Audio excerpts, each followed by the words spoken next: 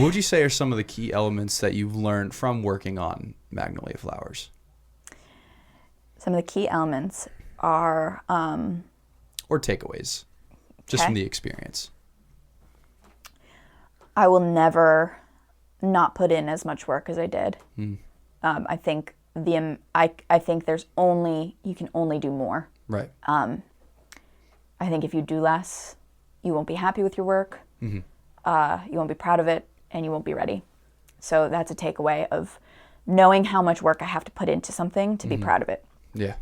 Which is, I think, a great takeaway of just on a personal level of knowing, also what works and what doesn't. Like what worked for me going into it, what didn't, what was a waste of time, which really is never a waste of time because you figure out that that's not the case, and then that kind of leads into something that is the case. Yeah. Being okay with asking for things on set. Being confident enough to do so. If you need 5 more minutes to get in the zone, you get 5 more minutes because the show doesn't go on without you. Right. You have to be in front of the camera. And if you're not ready, guess what? No one's ready. And that doesn't mean hold up the show, but, I need 5 more minutes. Right. So I'm going to take it. Yeah. And if you do have the experience where someone doesn't give you 5, that means that director, anybody a part of that set is not committed to anything they want to do. Right. Because as a director, if an actor came up to me and said that, I'd be like, you can take as much time as you want because they're going to give you what you want. Like you're not going to waste you're not going to waste 8 takes by the time they're warmed up. Exactly. Yeah. They're just going to be warm after 5 to 10 minutes of prepping. Right. And then they're going to give you what you want on the first, second, and third take. Yeah. And then guess what? You move on. Right. So you're actually saving time in the long run. But some people are, they're in over their heads and they're thinking about the schedule and what the next shot is. And but I have to say they were really great about that on set. Did you rehearse? We did like not like legit rehearsals. Okay. We did on some scenes, some of the scenes that were like pretty easygoing. We rehearsed those, and really they were just like kind of playing around. But of like the heavier scenes and stuff like that, we didn't rehearse those. I think he was okay. The director was okay with like us saving it for the day, and he trusted us. So say how long it took, like how many days you guys shot. We shot. There were 15 full days, 12-hour days.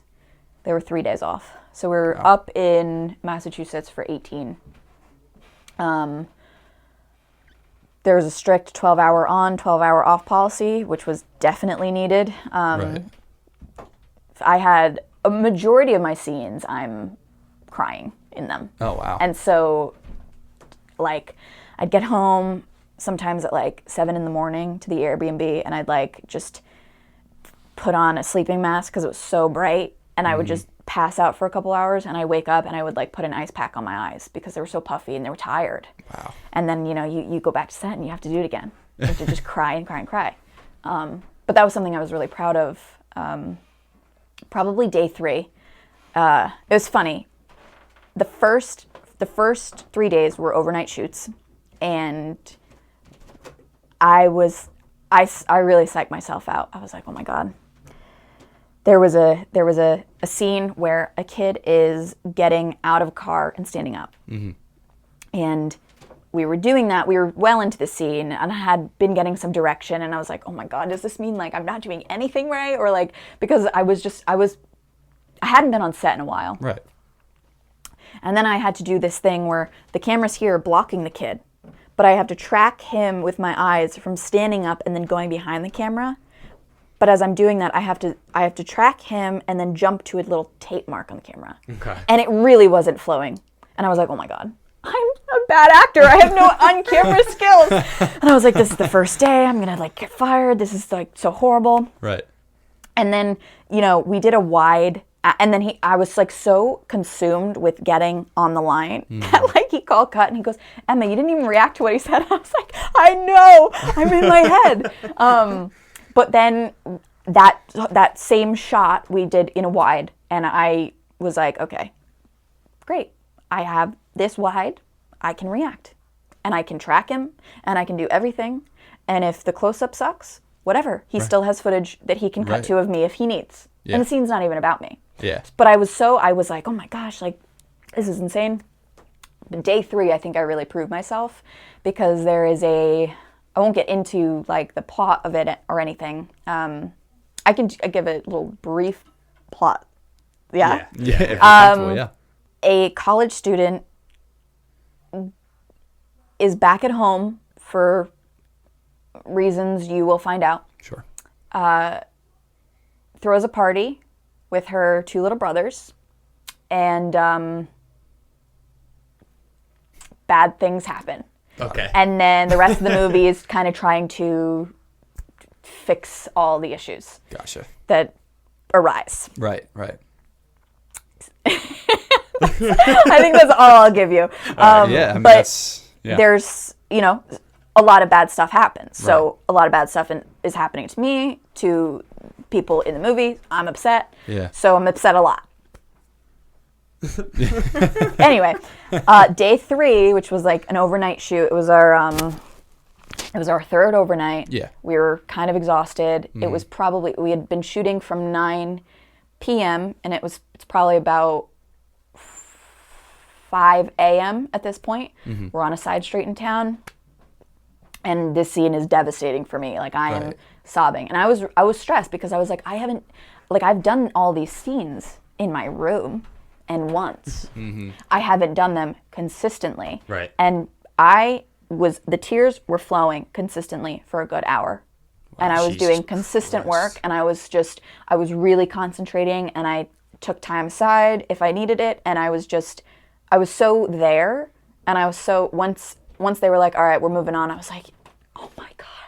That was music to my ears, but I was so proud of myself for being able to do it. Sure. And I knew, it gave me such a confidence boost because I went from day 1 being like, I'm horrible, to day 3 of, I can do anything in front of these people. Yeah. I can do anything. Oh, that's and I don't awesome. care who's watching because I have to do my work. And this is for me. And this is for Caitlin, the character. Like, I have to do her justice. Right. It doesn't matter if it's embarrassing. It doesn't matter if there are like 20 people behind the camera watching me cry. Right. I'm crying because I'm here with the scene and the circumstances. Right. And it was such a cool moment for me. Nice. I was like, yeah, the next 2 weeks, I'm gonna cry so much, and I can do it. And it like took so much stress off me because I Right. knew I could. And Right. so I was like, yeah, I'm ready to go. Oh, that's awesome. And then it became a joke. It's like, you crying again? I was like, yeah. And there was one time where we shot a scene and I'm crying, but then immediately following, we had taken a break. Immediately following, we were doing that scene, but it didn't look like I had just been crying. And the director couldn't figure out a way to just say that to me. Right. He was like, eventually he said, I just don't feel as though you're coming from the car. And I was like, oh, I was crying in the car. I have to cry. And he was like, yeah. I was like, oh, give me 5 minutes. I said, give me less. I'll go bawl and then my I just, eyes out in the I just bathroom. kind of like stare at the ground and like keep my eyes open, and and then I just start crying, and I was like, okay, I'm ready. And then That's 2 funny. takes and we're done. I was Right. like, you could have just said, Emma, cry. It's Right. cry time. Yeah. But it was funny because I'm crying this whole movie. Yeah. So now that you mentioned that, it seems like this was a very emotional film. Mm-hmm. So how would you say you felt off camera? Oh, I felt great until about, I'd say day 7 and 8. Mm-hmm. Those were 2 really, really difficult nights. One in particular, I'm just going to say day 7 to throw it out there. Sure. The hardest scene of the movie, I'm throwing a temper tantrum. Okay. And it's like it's a full-blown temper tantrum. Yeah. And it was a scene that always scared me. It was a scene that I was dreading from the moment I read the script. I was like, I don't know how I'm going to pull this off. Like, I don't know. Like, I have to throw a temper tantrum in front of all these people. Like, it's kind of embarrassing. And Right. I was like, what if I can't do it? And we really got to that scene, and I was like, well, I have to. We're Right. here. Like, there's no more thinking about it. You just have to do it. Definitely. And which is just kind of insane that you really just have to like be put in the situation and just go. Yeah. I did it, but we probably did 20 takes because we did 3 people's footage and then we got to mine and I was so drained. Yeah. And the script really helped me get there emotionally up until that point. And the script was getting me there emotionally until about like the 15th take. And then I felt like I was running out of steam. And Yeah. the text wasn't doing it for me anymore. Right. Like it wasn't, I had grieved over what was happening Yeah. in the script. You know, I had done it, but the camera was still not on me. So I then had to make it personal and I put on a sad song and that like reminded me of like a bad time. And I was like, that was the most draining because then it was real. Yeah. And it wasn't pretend anymore. But I had to be crying, and we hadn't even gotten to my footage yet. So I was like, I have to be throwing a temper tantrum, and there are no more tears from the script. So Yeah. time to actually be sad Yeah. instead of you're pretending. So I went home that night, and I was really just I was wrecked. Yeah. Yeah. And then the following day was also a pretty heavy day. And then I think I had a day off, and I really needed that day off because I was just kind of like, I was like, I don't know how much more I can give at this point. Right. And I really needed, once I had the day off, I felt kind of like rejuvenated. I took care of myself. I like got ice cream. I was just a nap, took a shower. Like I was really just trying to like rest and like take care of myself and do things that would make me feel better. But it wasn't too hard. The scenes that were, day 10 and 11, and then I had 2 days off, and then day 15, let's say, they weren't heavy scenes anymore. I had done all of the hard work. Right. So it was kind of just like, I'm not going to say insert scenes, but like, they're not heavy scenes. They're just scenes. And thank God, because I was like, I don't know how much more I could have done. Yeah. So to answer your question, That's right. difficult. Yeah, I'm sure. It was hard to go from feeling like a legit actor, feeling like you're waking up every day and you're going to set every day and you have work to do and you're doing hard work, to just you're done. Yeah. That's it? What do you mean? We're not filming scenes today. We're not crying today. We're not working today. Like there's nothing lined up after. It was kind of like a surreal experience for me because like I'm back home then with my parents, back to my like normal routine before the movie. Right. And I'm just kind of like, well, this sucks. I want to do that forever. Yeah. I don't want to just sit here. Yeah. And now I'm like looking for projects and it's back, it's back to normal. Right. What's next? What's the next job? I don't know. Yeah. That's an interesting thing too, as like with our industry is, you go project to project, both, financially and creatively. Yeah. So I'm interested to see how both me and you, the longevity of it with 5 or 10 years or so, like how it's going to play off being able to go to each project and, that like gray area of you trying to just find projects or me trying to make my next project or whatever. I'm really curious how we're going to handle this. The other thing I want to ask is I want you to say who the director or directors were. Yes, Colin Dale. He just graduated from USC Film School this year, and he's starting a fellowship at the American Film Institute in California. Wow. I think he might already be there. Wow. Yep. He wrote too?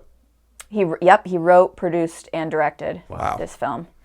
He has spent a couple years on this script, writing it, rewriting it. I think there were 8 drafts. So the final shooting draft was number 8. Wow. No more changes. Yeah. But 8 rewrites is, a lot of time spent on this. This was really his passion project. This was a culmination, like a lot for him. Yeah. So That's really cool. yeah.